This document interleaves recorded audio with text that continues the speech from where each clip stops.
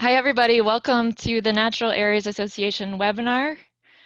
We're just going to give other folks a few minutes to join us. We'll start right at noon. So go ahead and get comfortable while we wait for other people.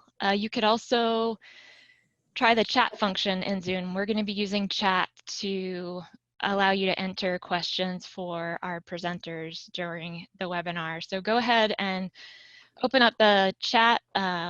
Should be an option in your control panel in the Zoom window. So open that up and go ahead and tell us where you are logging in from. I've had a lot of interesting answers. Our last webinar was in March after the COVID-19 quarantine started to happen. So I actually had somebody respond that they were joining us from their couch, which was very specific. So go ahead and tell us where you are joining us from through the chat function. Let's see what responses we have here. Coming in fast and furious. Twin Cities, somebody's sitting on their porch in Twin Cities. Somebody is in their kitchen. And it just scrolled right past that. Somebody's sitting in a parked truck. So we've got people who are sitting out in vehicles. Oh, we've got somebody coming in from London in the UK, a very small flat, which I believe is British for an apartment. Somebody coming in from their parents' dining room table in Indiana. This is fun.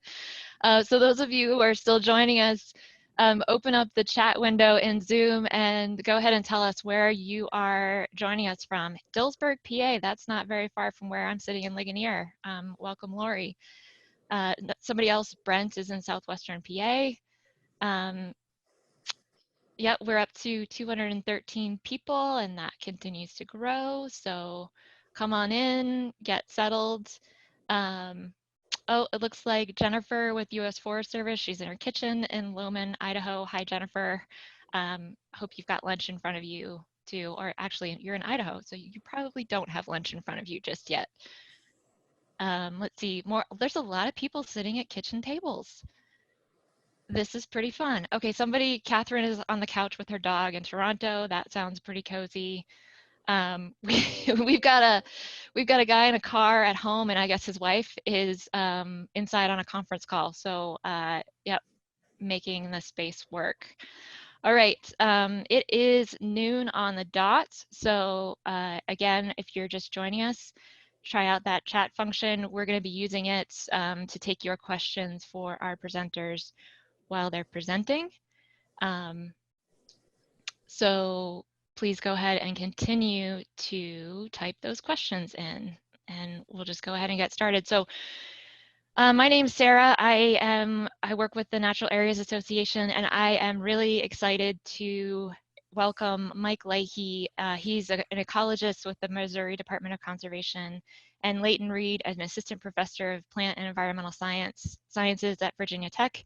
They've both published research, the research that they're presenting today in the Natural Areas Association in the first issue of volume 40, which is our January 2020 issue of the Natural Areas Journal. I will be posting links to those articles in the chat function so you all can go and check out their research in more detail. But we're going to go ahead and get started here with Mike's presentation first. He's going to be presenting on a tallgrass prairie restoration project. So Mike, go ahead. I'm going to stop sharing my slides, and if you go ahead and bring up yours, you can take it away. Okay. All right. Well, hi, everybody out there in webinar land. This is Mike Leahy with the Missouri Department of Conservation. And today I'm going to tell you the story of 20 years of tallgrass prairie reconstruction and restoration at Pawnee Prairie Natural Area in Missouri. Now, tallgrass prairie, as many of us know, is one of the most threatened terrestrial ecosystems on Earth, and ongoing efforts to protect, restore, and reconstruct this ecological community are occurring across the Midwest. Between 1996 and 1998, the Missouri Department of Conservation purchased a total of 472 acres, shown here, of a mix of remnant tallgrass prairie, formerly row crop prairie, and overgrazed and tall fescue, Festuca rudinacea, invaded prairie on rolling terrain in the central dissected hill plains ecoregion of northern Missouri near the Iowa state line. And then the site was later dedicated to the Missouri State Natural Area. So Pawnee Prairie is part of a larger landscape known as the Grand River Grasslands, which has been identified by the Nature Conservancy as one of the last best places to conserve tallgrass prairie flora and fauna in this highly altered ecoregion. The site consists of highly dissected ancient glacial till deposits covered with a thin veneer of more recent loess deposits. The soils include loams and clay loams on the ridges and side slopes, and silty clay loam soils in the drainages and valleys. When the project began, the overall management goal was to restore a more functioning prairie plant community at the site by utilizing a variety of management techniques. Success at meeting this overarching goal was defined as consisting of decreasing the cover of exotic plant species while increasing the diversity and cover of native prairie plant species. And the objectives of the monitoring project over 20 years were to characterize this vegetation change. Now, to emphasize, this is a case study of vegetation monitoring with the statistical scale of inference limited to this particular study site. We didn't have the resources to conduct a fully replicated experiment with controls. However, this case study and its longevity will provide managers with further guidance on similar tallgrass prairie reconstruction and restoration projects in the region.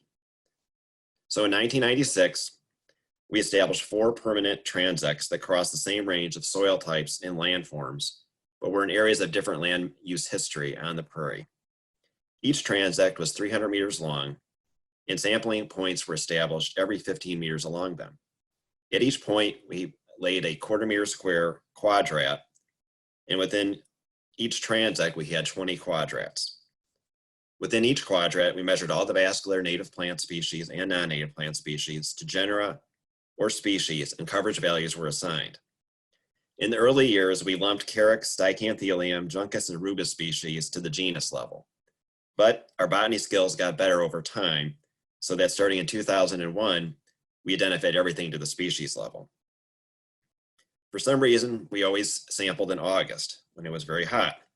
And we sampled in 96, 97, 2001, 2013, 2015, and 2017. This table kind of outlines the land use history and the management history of the prairie and the transects that cover the prairie. So in terms of fire history, shown here across all the 4 transects, every part of the prairie that the transects covered had been prescribed burned at least 8 to 9 times in the past 20 years. And during this time period, no wildfires occurred. Most of the prescribed fires occurred in March and April, so as to effectively combat the tall fescue invasion across large areas of the site. However, 1 August and a few October and November burns did occur. So transect 1 was in a former crop field, had been seeded into tall fescue, and it had a history of heavy past livestock grazing. Here we use native ecotype clean prairie seed from a nearby natural area, Helton Prairie, and this was drilled in 2000 into a seed bed that had been prepared with a combination of Roundup spraying and prescribed burning. Transect 2 had some past row cropping on the ridges, and the entire area had been seeded over into the invasive tall fescue. This area had seen moderate past livestock grazing. We treated the area with Roundup and then later burned the site as a site preparation for a broadcast seeding in 2002. The native seed came from a forb nursery that the department had established on the area, as well as seed harvested from scattered remnants on the area. Later, enhancement seedings were done in 2009 and 2015 with similar site preparation techniques. Transect 3 had the most remnant prairie and a history of just light past livestock grazing. No supplemental seeding occurred here, but the area was sprayed for fescue control with Roundup in 2012. Transect 4 was mainly degraded remnant prairie with a history of moderate livestock grazing. This area was treated with the herbicide Select in 2002. In 2003, we broadcast seed with mix of uncleaned seed that hadn't been cleaned and processed from Halton and Pawnee prairies. Now, after we did a prairie planting, these areas were typically mowed at least once to 6 to 12 inches during the growing season following the planting. And then between 2010 and 2013, Transect 1, 2, and parts of 3 were treated with a system of patch burn grazing to improve habitat for grassland birds. This grazing with cattle occurred from May to August, and stocking rates ranged from 4 to 6 animal units per acre. The aggressive non-native Sericea Lespedeza cuneata, shown here, has been spot treated primarily with remedy herbicide across most of the transect areas beginning in 2005 and continuing to the present. Also, across the area, trees were cut and stump treated with herbicide, and fenced row tree lines were cleared. So during this presentation and the next, we're going to be using Floristic quality assessment terminology. And this assessment method attempts to gauge the quality of native plant communities and is probably familiar to a number of folks. At its base is a number from 0 to 10 that expert botanists within a region or a state assign to each species. So in our case, we were dealing with things like Prairie cinquefoil, Drymocalis arguta, which is a C value of 10, as well as things that were very weedy, such as the weedy native common ragweed, Ambrosia artemisifolia, which has a value of 0. Also within the system, non-native species like tall fescue are also assigned a value of 0. And you can get a mean value of the number of different species occurring in a plot based on their C values. And the mean can include only native species or include both non-native and native species. So in essence, the remnant-dependent higher quality species are the ones that have those higher C values. And when you look at the mean C, the higher the mean C, the more remnant dependent species you have in that plot or an area. So to analyze the different quadrat data, we looked at very basic plant community values such as relative cover, relative frequency, and then calculating the relative importance value, which is relative cover and frequency over 2. We also looked at mean C, which is a useful metric, which is the sum of all those coefficient of conservatism values in a sample divided by the total number of species. Another useful metric is a quadrat level cover weighted mean C, which is the sum of each species coefficient multiplied by its cover, then divided by the total cover for all species. To do analysis of these different values, we looked at or used one-way analysis of variance and Tukey's honestly significant difference test were used to test changes in vegetation metrics across the years within a transect, as well as between transects from 96 to 2017. We also used non-metric multidimensional scaling using PCORD to ordinate each sampling year's species or taxa group's occurrence data. Last, we used multiple response permutation procedure in PCORD to determine significant differences in species composition in ordination space. So let's look at some of the data that we collected. First, we'll look at mean % native vegetation cover per quadrat, which significantly increased over 20 years for all the transects.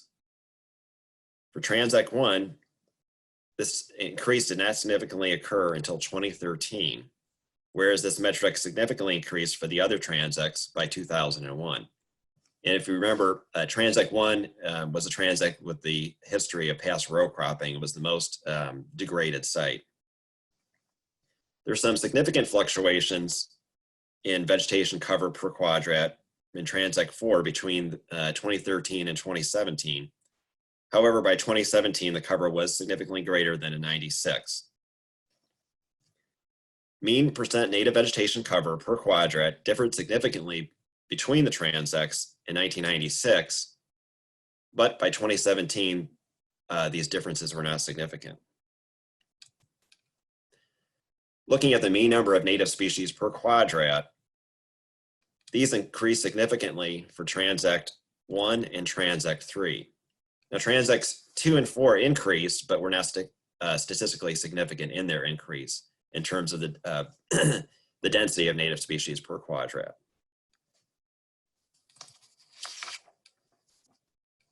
Looking at mean C, or the mean coefficient of conservatism per quadrat, we see that this significantly increased for all the transects across the 20 years.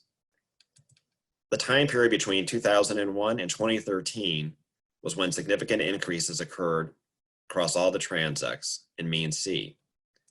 After 2013, mean C leveled off and no significant increases occurred from 2013 to 2017.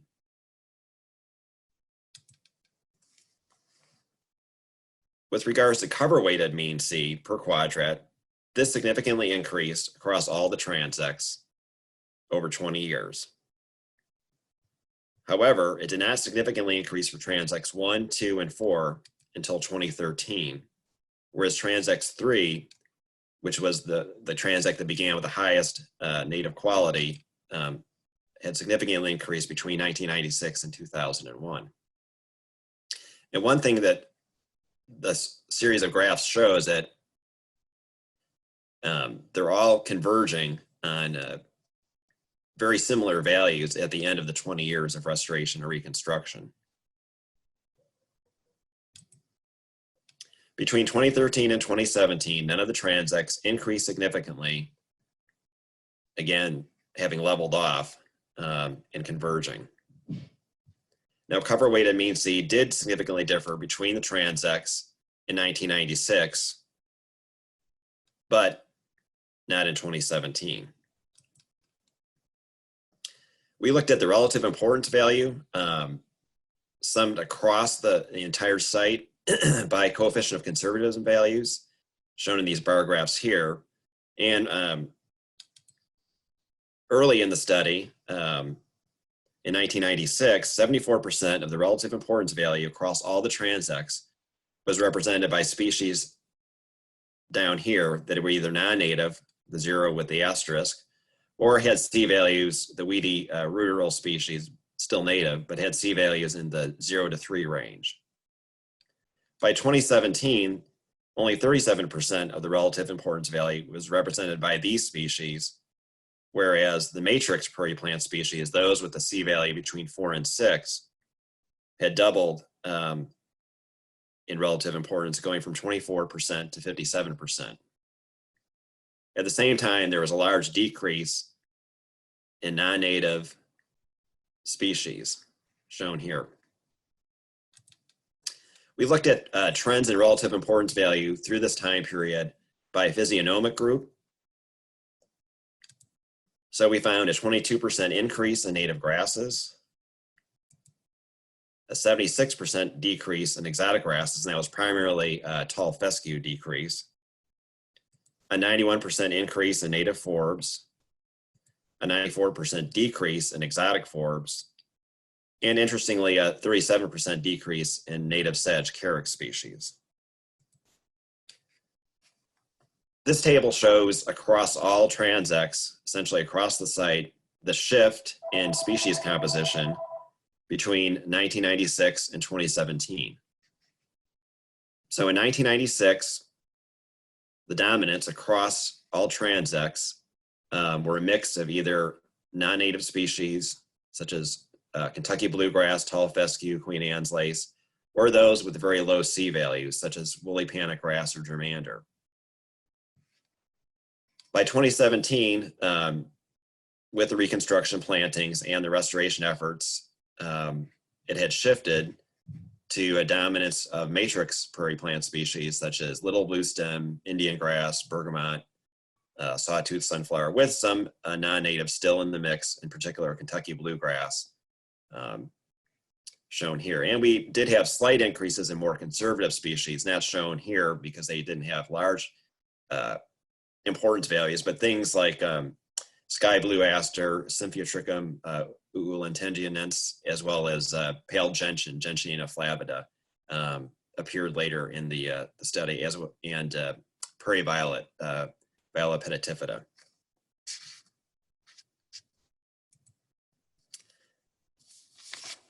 So here is the non-metric multidimensional scaling ordination plot in 2 dimensions. However, the 3-dimensional solution achieved a stress value of 0.086, which is suitable for interpretation. This shows that in 2 dimensions, mean C value, mean native cover, and mean native richness are positively correlated with the x-axis. And through the 20 years, we can see that all the transects moved in that direction. Looking at the y-axis, As well, species that were correlated with the x-axis positively included little bluestem and rosinweed, again, matrix prairie plant species.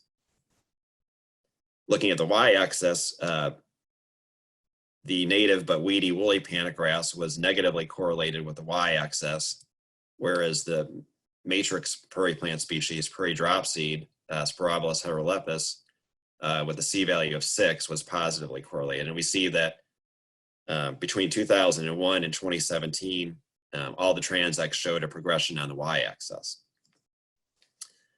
Then looking at the multiple response permutation procedure, the site's composite species composition in 1996 was significantly different than that in all the other years. And by 2001, it was significantly different than the previous years. And by 2015, the species composition was not significantly different between the transects based on the MRPP analysis. So across a wide variety of metrics, the trend for all transects was a greater proportion of native vegetation composed of more matrix prairie plant species. By 2017, the transects did not significantly differ in terms of the mean percent native vegetation cover, mean number of native plant species, and cover weight of mean C. So this suggests, at least for this site, that despite the differing land use histories and initial site conditions of the transects, the management techniques applied here all resulted in improvements in the quality of the native plant community. However, despite the quantitative similarities described, where we're seeing those graphs kind of trend and plateau off, to most plant ecologists, even when you go out to this prairie and you look at the planted areas versus the remnants, you can easily see the differences between those based on the different abundances of the species. So there's still a lot of qualitative differences that the data aren't picking out between the planted areas and the actual remnants. So by 2017, transects 2, 3, and 4 all had mean C values greater than or equal to 3.5.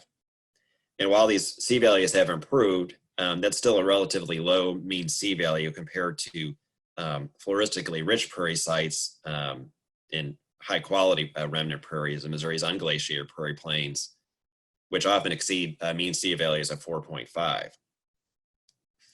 And then one thing that we noted was the decrease in native sedge relative importance value, which was the only native plant species physiognomic group to display a decline in abundance over the period of 20 years. And there might be two reasons for this, and we don't really know which one is correct, or could be a combination. One is this decrease could be easily related to the glyphosate treatments of tall fescue in the fall and early spring, when many sedges are, of course, green and most other native plants are dormant. Also, the repeated spring, primarily April prescribed burns that were targeted again at tall fescue could have easily negatively affected the sedges.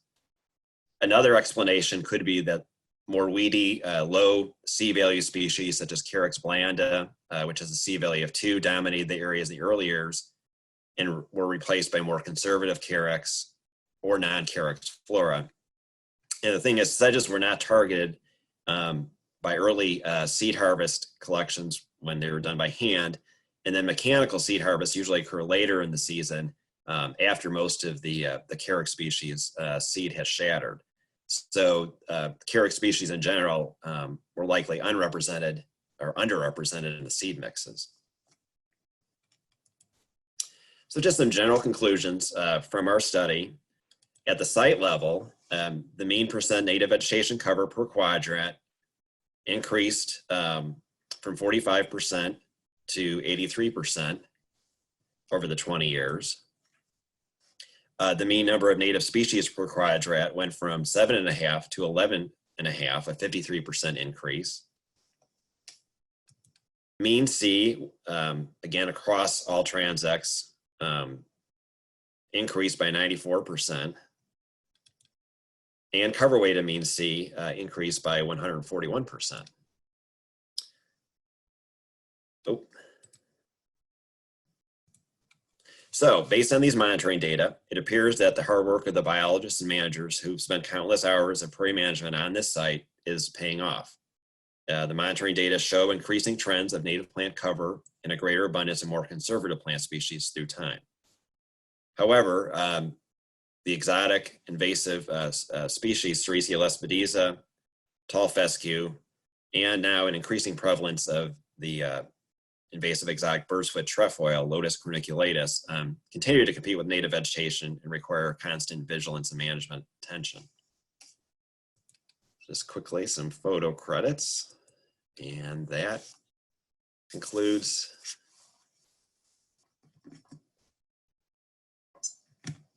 the talk. Leighton, why don't you go ahead and pull up your slides, and while you're doing that, Mike, I'll just pose a question or two to you. So folks are curious about whether there have been insect or other animal surveys as companion studies to what you've presented here. There have been some. Actually, Deb Dubinsky with Iowa State University did work looking at butterfly populations on Pawnee Prairie, as well as a number of other prairie areas within that Grand River grasslands. And Pawnee Prairie is home to Spirea idalia, the regal fritillary, and populations there appear to be stable. And she was finding probably the most diverse butterfly population at Pawnee Prairie as compared to some of the other smaller remnant prairies. I see from Pauline Drobny, it's Diane Dubinsky, not Deb Dubinsky. Apologize. That's been the most extensive study. We have done breeding bird surveys as well. It's a site for Henslow sparrow, grasshopper sparrow, and there was a small population of greater prairie chickens, although it's barely hanging on, and also upland sandpiper. So except for the greater prairie chicken, most of the grassland bird community is doing very well at Pawnee Prairie. Okay, great. Thank you, Mike. So go ahead and continue to ask questions, everyone, based on Mike's talk. We're going to go ahead and transition to Leighton's presentation, and then we will answer as many questions as we can after Leighton's presentation on both talks. So go ahead, Leighton. Okay. Well, thanks, Sarah, and it's a great honor to be able to tell members about the Natural Areas Association and Friends of NAA about this research that I did on temperate woodland restoration. It's also a great luxury to be able to do it from right here in my bedroom.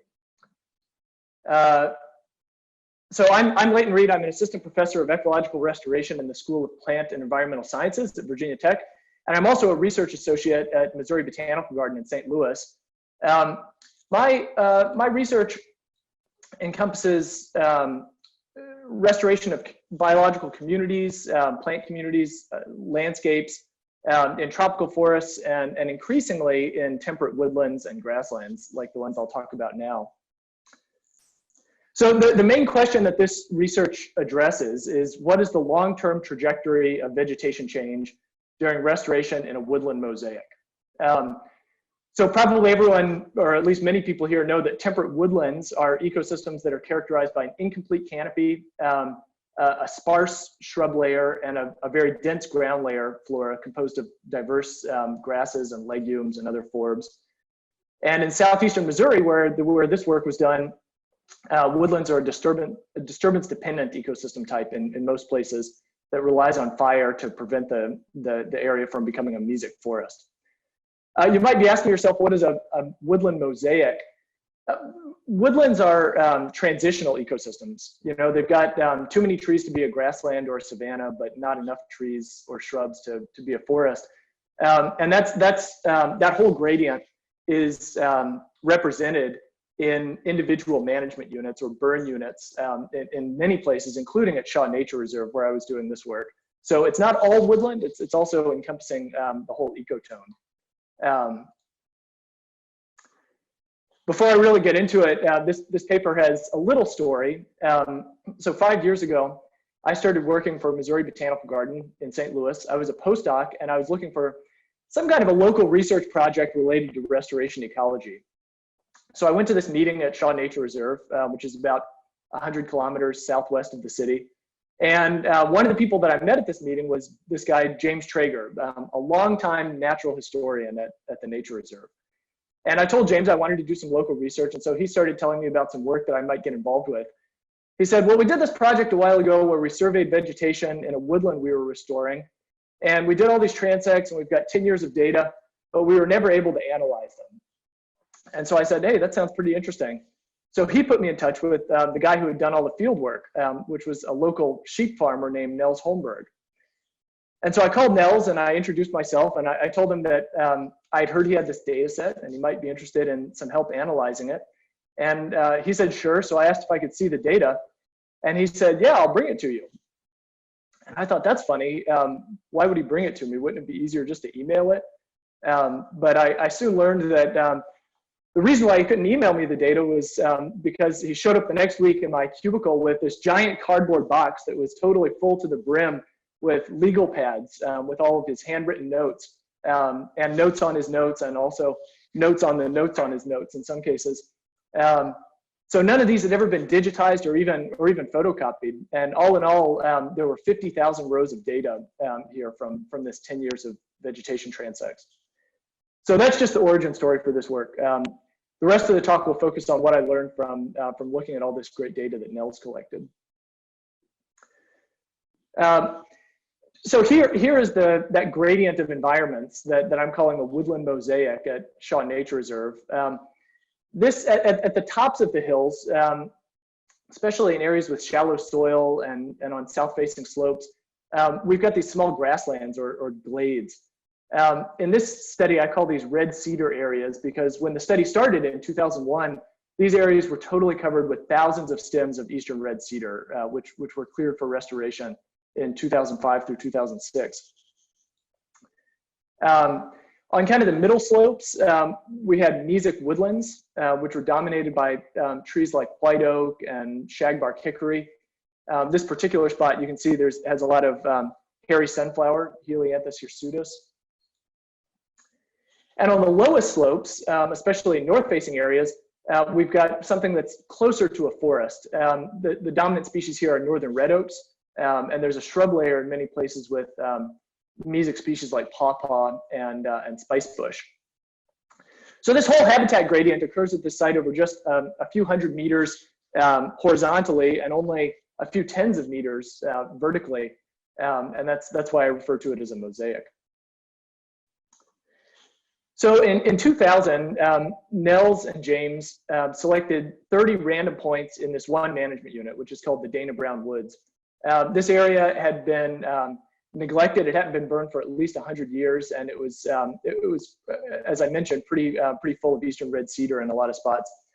So they chose 30 random points and stratified them to have equal representation in the areas dominated by red cedar, the woodland, and the forest.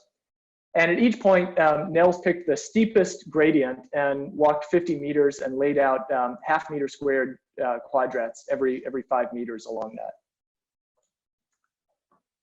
that. And so he went back to these quadrats every year from 2000 to 2012, so actually more than a decade. He recorded not only the percent cover, but every stem of every species that was less than half a meter high growing in each one of these study plots. And he actually did this twice per year, once in the spring to capture the spring ephemerals, and then once again in the early summer. I calculated that over the course of the study, Nels spent more than 200 hours, or 200 days, I should say, in the field. And during that time, he recorded a total of almost 360,000 stems, representing 322 species from 73 families. The most diverse families were the Asteraceae, the Poaceae, and the Cyperaceae. But the most abundant family was the Apiaceae, and that was made up mostly of black snakeroot, which some of you might be familiar with. So unfortunately, I wasn't able to get photos of this area from the start of the study in 2000, but based on the data, I can tell you that in 2000, this whole management unit had a completely closed canopy. It had a sparse understory, and it had a lot of small trees and shrubs in the midstory, especially eastern red cedar. And here's one of the thousands of stumps that got cut out in 2005 through 2006. Here you can see the effect of that shrub clearing. This is the area in August 2005, and here's the same area in August of 2006. And so you can see that these kind of savanna-like glade areas were opened up a lot. The other major management intervention is that from 2000 to 2012, the stewards at Shaw Nature Reserve burned the woods 5 times. These were all dormant season fires, especially late fall and early winter. Prior to 2002, as I mentioned, the woods hadn't been burned for at least 100 years and maybe longer. They had also been selectively logged at some point in the past. Okay. So the results that I'm going to show you are going to be on plots like this, where the x-axis is years, and then the interventions are labeled in gray with lines. So there's 1, 2, 3, 4, 5 fires, and then juniper removal occupying a period of a few months. And on the y-axis, I'll show 3 kinds of response variables. There are a few more in the paper, but just to boil it down, we'll have native species richness, which is the number of native species observed throughout all the transects in the entire site or within one of those habitat types. I'll show cover-weighted floristic quality, which Mike presented the formula for that, but that's basically, if you take the average conservatism value or C value for each species in a quadrat, and then you multiply that by the total cover of that species, and you divide that whole thing by the total cover of the entire quadrat, all the species in the whole quadrat. That's cover-weighted floristic quality. I'm not going to show any NMDS plots, but I will show some composition in terms of the physiognomies and the levels of conservatism that made up the plants that we're recovering in this study. Okay, so after 11 years of restoration, we can see that the number of native plant species in this management unit, the Dana Brown Woods, increased by 35% from 155 species in 2001 to 210 species in 2012. That was the linear increase. That is, the number of native species was still increasing at the end of the study. So if we repeated this study today, I think we would probably see even more native species than were there in 2012. And cover-weighted floristic quality also increased, but it started leveling out a lot more quickly than species richness. So even though floristic quality increased by about 143% from nearly 1.0 to nearly 2.5, we would not expect it to be too different necessarily if we went back and measured it again today in 2020.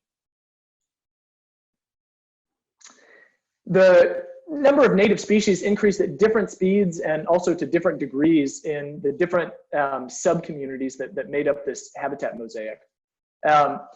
This plot shows native species richness with different colors and shapes for the different habitat types.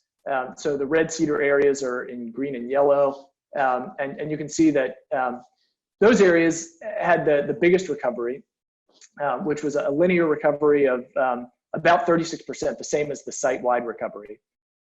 In contrast, the woodlands, which are these white triangles, increased as well, about 23%, but were saturating within a few years. And the more mesic lower-lying forest areas kind of bounced around, but didn't change directionally during the study. So I think we can say that the red cedar areas really drove that linear trend at the site level. Floristic quality, on the other hand, increased fastest in forest, where it doubled and then more than doubled, and then it leveled off within about 5 years. That was due to a variety of species, but especially one species of Hyloidesmum that really did well. The woodland and red cedar areas also increased floristic quality by about the same amount, but the increase was a lot steadier, more linear.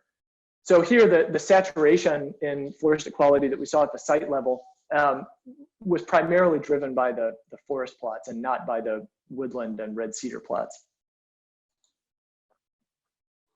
Okay, so there were winners and losers in terms of the species that and how they changed over the course of this restoration. The plant species that benefited most were primarily forbs and grasses. There was a decline in the number of woody stems. Here I'm showing mean cover on the left and species richness on the right. And the colors represent different physiognomies. So blue is for forbs, green is for grasses, etc. And for simplicity, this plot, I'm only showing the red cedar areas since they were the ones that changed kind of most dramatically. Some of the biggest winners across the whole study area were black snakeroot and nodding fescue, Festuca subverticillata. And some of the losers were Virginia creeper declined quite a lot, and also spring beauties, Claytonia virginica. And this is the last data slide that I'll show. Again, these plots are showing composition change over time, but now the species are grouped according to their coefficient of conservatism. So non-native species are down here in black. Most of the change in this environment was made up by species with kind of middling coefficients of conservatism. These are sort of the ruderal species here with C values of 0 to 3, and then matrix species, you might call these ones that are with C values of 4 to 6. And in contrast, the conservative species recovered very slowly. There was a steady increase in the mean cover of conservative species throughout the 10 years. But the number of conservative species didn't really change, the ones with C greater than 7, which indicates that species that are intolerant of disturbance had the hardest time recovering. I think that this trend probably represents the biggest challenge for woodland restoration, at least at this site, going forward. The big question is how to get these conservative species to reestablish themselves. And I'll talk more about that in just a moment. So this is a study from a single site, a relatively small management unit, and it takes place at one natural area, which is about 10 square kilometers, the Shaw Nature Reserve. So why does this work really matter? I think the biggest value of this study is that it shows a relatively long-term case study of the tempo of floristic recovery across this ecotone, and it does so in pretty fine botanical detail. So based on the annual monitoring that Nels did, we now know that the most dramatic responses were in these areas that were not only burned, but also had invasive red cedars removed. The most rapid changes, but also the lowest magnitude changes, were down here in the wetter forest areas, and then intermediate kind of saturating changes in the vegetation and woodland areas throughout here. So I think that knowing the shape of the recovery function is pretty important. I think a lot of land managers and other studies can show that the interventions that were being used here, like prescribed fire and thinning out the mid-story, ultimately produce some kind of a floristic recovery. But it was neat to be able to use this data set to see that the recovery patterns we saw in floristic quality and species richness were either linear or saturating over a 10-year time period. And that tells us a lot about what to expect in the future, whether to expect continued change in this management unit, or whether to expect that we've basically reached a new pseudo-equilibrium. One thing that we didn't see were any delayed responses, and I saw that Mike had at least one plot that had a delayed response like this, but we didn't see any areas where there was stasis for a while and then a rapid change after a few years. What that suggests, at least for our study, is that the early changes that we saw in the first few years were indicative of the longer term changes that we were going to see over the course of 10 years or so. But again, this is just one site, so how far the results can be generalized is definitely limited to Shaw Nature Reserve. Although we would love it if other scientists or practitioners wanted to use our data to compare their own restoration trajectories. And so to that end, we have made our data available online at Data Dryad for free. So another limitation of this study is that it didn't include a control treatment. So it's fair to ask how much of the vegetation response we saw here was actually due to the management. Unfortunately, there are still some counterfactuals that are present at Shaw Nature Reserve, although there are fewer and fewer of those every year, thanks to excellent stewardship by folks like Mike Saxton. But as of now, there are still thick patches of eastern red cedar covering remnant glades on some parts of the property. There are some woodlands that haven't been regularly burned and are now filling up with invasive species like bush honeysuckle, which you can see in this photo. also winter creeper and privet and a few other invaders.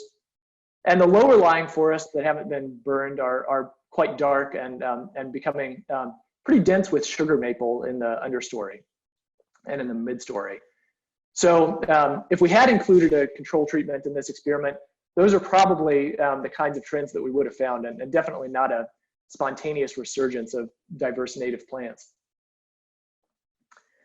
As I mentioned, I think the biggest question for future research here is what factors limit conservative species from recolonizing woodlands. And if you take Coreopsis pubescens, for example, this is a reasonably conservative species that we know occurs in the wild no more than about 5 miles from Shaw Nature Reserve. And it's also propagated at Shaw Nature Reserve in a wildflower garden, a native wildflower garden. But it's never colonized the restored woodlands anywhere on the property. So the question is why? One likely possibility is a lack of seed dispersal, but there might also be some post-dispersal barriers, like does the soil lack some critical symbiont, or does established vegetation in the restoration plots from these ruderal or matrix species prevent conservative species from gaining a foothold? Or is there some other time-dependent factor that we're just not aware of? So going beyond the study that I'm talking about today, we have started a new experiment to try and tease some of these apart. Last fall, we planted 12 replicates of 7 conservative species that are not currently found at Shaw Nature Reserve, and we planted them in 4 treatments. We had 1/2 of each 4x4 meter plot had competition left in place, and 1/2 had competition removed with glyphosate, which is an ongoing treatment. And then we used nursery raised plants that were grown in sterile soil that was either inoculated with local soil or with soil from a remnant woodland a little further south in the Ozarks at Chilton Creek.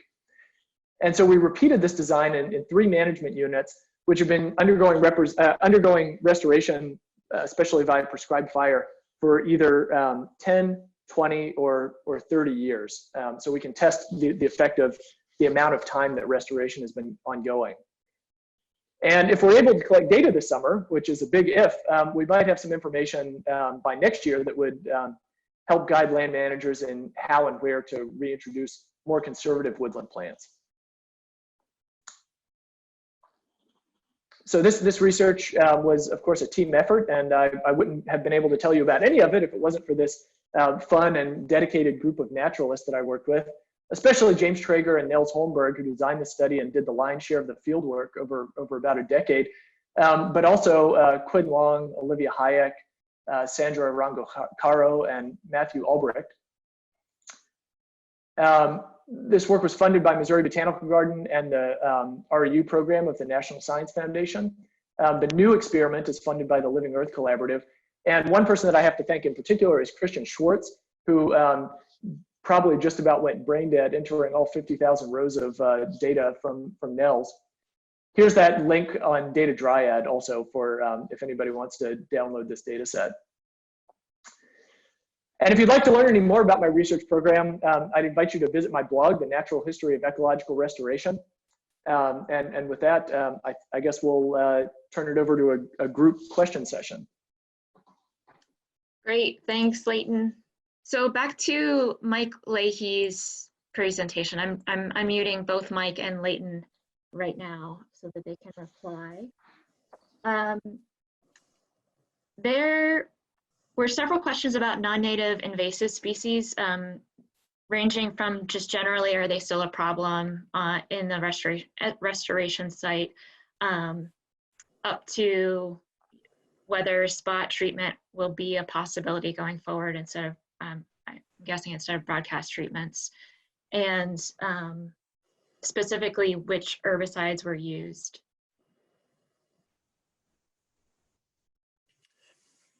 So for Pawnee Prairie, we've moved to just spot treatments of Sericea lespedeza and Lotus corniculatus, and really the fescue issue is pretty much under control. But the landscape surrounding Pawnee Prairie is a mix of crop fields and heavily fescue invaded pastures with a lot of Sericea lespedeza and birdsfoot trefoil on county roads and such. So I think there'll always be some ongoing management. In fire, you know, doing some more fall burns and winter burns would be beneficial for a variety of reasons, including a little more controlled Sericea lespedeza, but it's not a cure-all for that species. So we're probably looking at ongoing maintenance treatments. All right, thank you. Another question for Mike. What was the seeding window, fall, spring? We did do one spring seeding, and then the rest were in the wintertime, where area had been prescribed burned, and then the seed was laid out and allowed to frost heave and work its way into the soil, which is kind of the ideal. Okay. I have about 2 pages of questions that I'm scrolling through. Okay, for Leighton, there were several questions about the tree thinning, particularly what methods were used for removal, whether it was skidding out, carrying, chipping, whether logs were left in place. And a question about whether you had any removals of invasive woody species like honeysuckle or tree of heaven. I think you partially addressed that question at the end, but yeah. So I wasn't around for the juniper thinning, but from what I've heard from people who were around, it was a mechanical harvest, and they contracted with a logging company. So the logs came out and were harvested and sold. Okay. And in terms of ongoing treatment of bush honeysuckle, so at the beginning of this study in 2000, bush honeysuckle was not such a big issue as it is today. Now, I think instituting prescribed fire, when it was instituted in this management unit in 2001 or 2002, probably prevented bush honeysuckle from being able to really get much of a foothold in this management unit. There's definitely still spot treating of both bush honeysuckle and privet and ailanthus in this area, and just in spots where they're able to find a little light gap or something. Okay. Sticking with invasive species questions for both studies, there's a general question, how is it that invasive species get into restored areas? How is it that they still are able to outcompete natives? How does that happen? Well, I can say a few words about that for Shaw Nature Reserve. So the way that they get into restored areas at Shaw Nature Reserve, in some cases they were there before the restoration started. So it wasn't a question of how they got in. It's more like, you know, how long are they going to persist? But Shaw Nature Reserve is just a little island in the middle of a totally fragmented and suburbanized landscape. And so, you know, birds still carry in Lonicera seeds from just across the fence line and drop them in light gaps and all over the place. And so, you know, if you usually, I think most of the management units at Shaw are on something like a 2 or 3 year burn cycle. And so if you have a seed that drops in just after a burn, then a bush honeysuckle can get fairly established in a couple of years. Yeah, the landscape around Pawnee Prairie is different than Shaw. It's not kind of a suburban fragmented landscape, but it's a rural agricultural fragmented landscape. And so a lot of the Sericea was there, and the fescue and the birdsfoot trefoil when the study began. And Sericea is kind of pernicious. It has allelopathic properties too, so it tends to kill off in patches other vegetation around it. And it's a very long-term seed bank, so the seed is viable for 20 years and has been shown. So it takes a long time for that to get flushed out of the system. And then unfortunately, we bring it in on our own management equipment too. I know we've done that with the birdsfoot trefoil. We've gotten better and more diligent about cleaning equipment and contractors' equipment, but that's been an issue as well. And then there's just, you know, the county road on one side, and then private land on the other sides where things are still, you know, seed rain is still occurring at a slow rate. So to a more positive subject, what particular species have each of you been excited to see coming back to these restoration areas? What's a species that you were either surprised or were hoping to see? Well, for us, the prairie cinquefoil population has really exploded. And then a lot of, I mean, we don't have a lot more abundance of stems of downy gentiana pubrilenta, which is a real conservative prairie plant species. Those are probably the neatest things that we've seen. And just the overall increase in flowering. You know, unfortunately, we don't have a pollinator study going on at the same time, but I would imagine there's been an increase in pollinator activity just based on the blooming displays that we've seen. Yeah, and for the Dana Brown Woods at Shaw Nature Reserve, I think Matalea decipiens is like one of my very favorite plants that that rebounded pretty well. It's not the most conservative plant in the world, but it's a pretty cool climbing milkweed. And some of the more conservative plants, one of them was Trifolium reflexum, which is you know, it's a cool conservative clover. There are some other plants that I was surprised not to see. There's restored or introduced populations of Clematis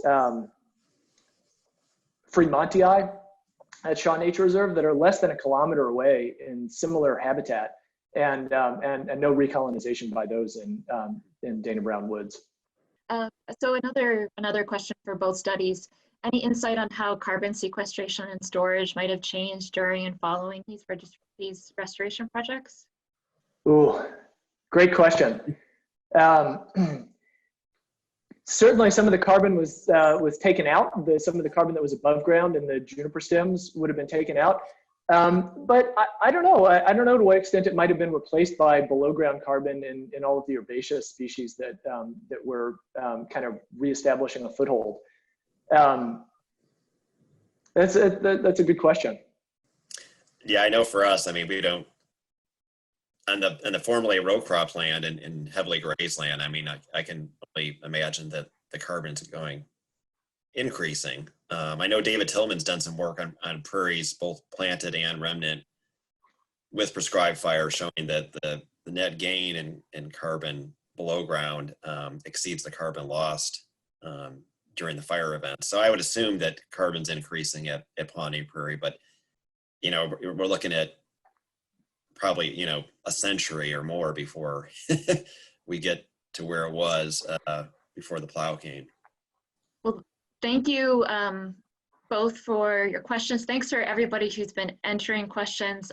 There are a lot of them that I will share with our presenters. You can also get in touch with Mike and Leighton directly. Their articles are available online. I've shared links to both of them in the chat, so you can go directly to those citations. Mike's article is available open access, so it's available for free. So please click on those links and check those out. I'm going to spend the last couple of minutes here just briefly talking about a few events that are coming up for the Natural Areas Association. Once again, I want to say thank you to both Mike and Leighton for taking the time to share their research with us. Thanks to everybody who attended. We do have another webinar coming up next Tuesday, April 28th. This one is on national assessment of the native seed supply with Dr. Susan Harrison. She's with the National Academy of Sciences and an assessment that's going on there. So please join us. Registration is open and you can get to it through our website, naturalareas.org. Then we have another webinar coming up in May. This one will be on invasive species control using goats. This is a research article published in the Natural Areas Journal, the April issue, by Catherine Marchetto. We'll also have Gavin Debbing and Jake Langeslag. Both of them run goat grazing operations, so they will be able to answer questions from a practical contractor perspective. That's coming up again May 19th, and registration is open on our website, so encourage you to visit it. We are still planning our conference coming this fall, so please check out our website for details about that conference. This is our big annual conference. Planning to do it in Reno, working through potential impacts there with COVID-19, but we still are planning a conference. So please check out the details on our website. We have quite a few interesting topics there. So once again, it's 1 o'clock. I just want to thank everybody for joining us. Thank you to both presenters for giving us their time and their expertise. Again, please look up their research articles online through the links in chat, and feel free to send them questions. You can send me questions and I can relay them. But thanks everybody for joining us, and have a great day. Bye.